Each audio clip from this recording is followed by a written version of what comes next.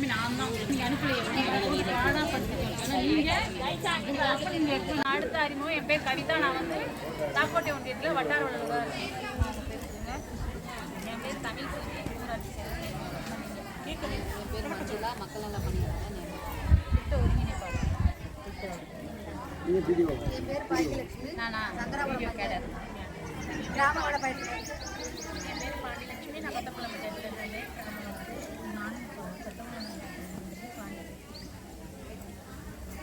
உங்கள் ஊராட்சியில் வந்து ஒவ்வொரு நிதியாண்டு, அதாவது 2014-15 இந்த வேலை நடந்தது. நீங்கள் 100 நாள் வேலை பார்த்துருக்கீங்கல்ல. ஒவ்வொரு நிதியாண்டு நாங்கள் வந்து இதை வந்து தணிக்கை பண்ணி அதை வந்து கிராம சபையில் மக்களுக்கு வந்து ஒத்துழைப்பாகும். இப்போ இந்த நிதியாண்டு, அதாவது 23-24 இந்த நிதியாண்டுக்கு மகாத்மா காந்தி தேசிய ஊரக வேலை திட்டம் அப்படின்னா நீங்கள் பார்க்குறது 100 நாள் வேலை திட்டம். நீங்கள் 100 நாள் வேலை திட்டீங்களா, அதோட விரிவாக்கம் தான் மகாத்மா காந்தி தேசிய ஊரக வேலை திட்டம்.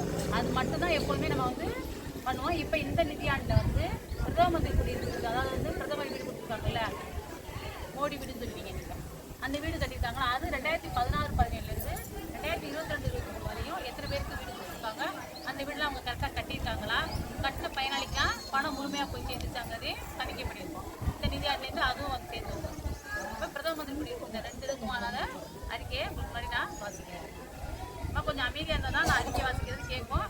சவுண்டாலாம் பேச முடியாது, கொஞ்சம் அமைதியாக இருங்க. மகாத்மா காந்தி தேசிய ஊரக வேலை உறுதி திட்டம். தமிழ்நாட்டில் மகாத்மா காந்தி தேசிய ஊரக வேலை உறுதி திட்டம் முதலில் 6 மாவட்டங்களில் 2/2/2000 அறிமுகப்படுத்தப்பட்டது. இரண்டாம் கட்டமாக 1/4/2007 முதல் இத்திட்டம் மேலும் 4 மாவட்டங்களுக்கு விரிவுபடுத்தப்பட்டு, மற்றும் 3ஆம் கட்டமாக, அதாவது 1/4/2008 முதல் இத்திட்டம் மீதமுள்ள அனைத்து 21 மாவட்டங்களுக்கு விரிவுபடுத்தப்பட்டது. நோக்கம்: ஒவ்வொரு நிதியாண்டிலும் ஊரக பகுதிகளில் திறன் சாரா உடல் உழைப்பினை மேற்கொள்ள விருப்பமுள்ள வயது வந்தோருள்ள ஒவ்வொரு குடும்பத்திற்கும் 100 நாட்கள் குறையாமல் வேலை வாய்ப்பினை அளிப்பதன் மூலம் நிர்ணயிக்கப்பட்ட தரம் மற்றும் நிலையான சொத்துக்களை உருவாக்குதல். ஏழை மக்களின் வாழ்வாதாரத்தை வலுப்படுத்தும் அடிப்படை வளத்தை உருவாக்குதல். சமூக பங்களிப்பை உறுதி செய்ய திறம்பட செயலாற்றுதல். ஊராட்சி அமைப்பு முறையை வலுப்படுத்துதல். திட்டத்தின் சிறப்பம்சங்கள்: ஊராட்சி பகுதிகளில் திறன் சாரா உடல் உழைப்பினை மேற்கொள்ள விருப்பமுள்ள வயது வந்தோருள்ள ஒவ்வொரு குடும்பத்திற்கும் ஓராண்டில் 100 நாட்கள் குறையாமல் வேலைவாய்ப்பினை அளித்தல். ஒப்பந்தக்காரர்கள் மற்றும் இயந்திரங்களுக்கு அனுமதி இல்லை. கிராமத்திற்கான திட்ட தொகுப்பினை சம்பளம் வாங்குறாங்க தெரியுமா? 100 நாள் வேலை திட்டம். 100 நாள் வேலையில தூங்குவாங்க.